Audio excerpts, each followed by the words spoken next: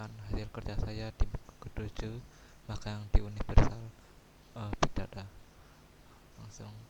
Jadi di minggu ini itu saya fokus pelajari cara uh, ngedang atau duplikat database menggunakan CLI. Jadi kalau ini dokumentasinya masih belum selesai. Jadi di minggu ini saya mencari cara apa itu mengupdate semua modul uh, Udo menggunakan terminal aja.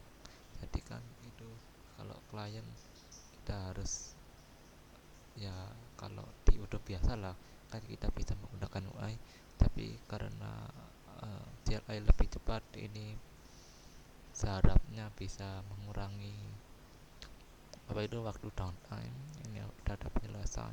Jadi ini kita masuk ke kontainer Udo menggunakan bash, menjalankan ini, yaitu ini mengupdate di flagnya itu untuk mengupdate modul yang dipanggil ini custom modul Udo pesantren, dan ini stop after init. Jika bisa dilihat di sini,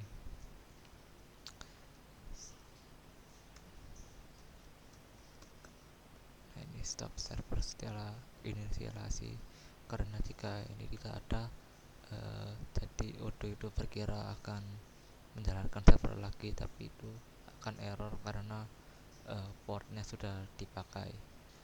Langsung ini yang pertama. Yang ini kedua itu ini masih belum selesai, ya seperti saya bilang. Jadi ini ya sama, kita masuk ke dalam kontainer Docker yang menjalankan Postgres. Ini akan saya lanjutkan di sini. Nah ini itu kalau ingin duplikat database kan di server itu konfigurasinya bisa dilihat di sini. Itu konfigurasi list DB atau database itu menjadi default. Berarti pengguna meskipun admin atau pengguna biasa itu tidak bisa membuka, ya kalau nggak salah ini seperti inilah, misalnya localhost web database manager. Ini kalau ordernya bekerja, ini akan menjalankan UI untuk ya, misalnya duplikat atau menghapus atau membuat database baru. Karena itu konfigurasinya servernya dimatikan, kita harus mengubah konfigurasinya.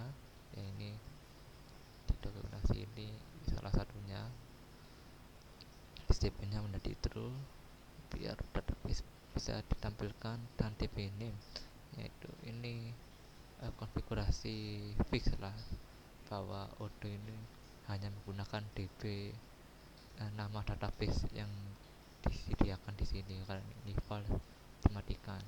Ini saya juga melakukan dari terminal mencari, karena apa itu agar mengurangi downtime lah, karena cara ini tidak membuat, jadi cara ini itu kita tidak harus merestart kalau itu kontainer Odoo. Oke, langsung penjelasannya ini ya ini komennya. Jadi dia memanggil Odoo database, dump nama database, dan dumped.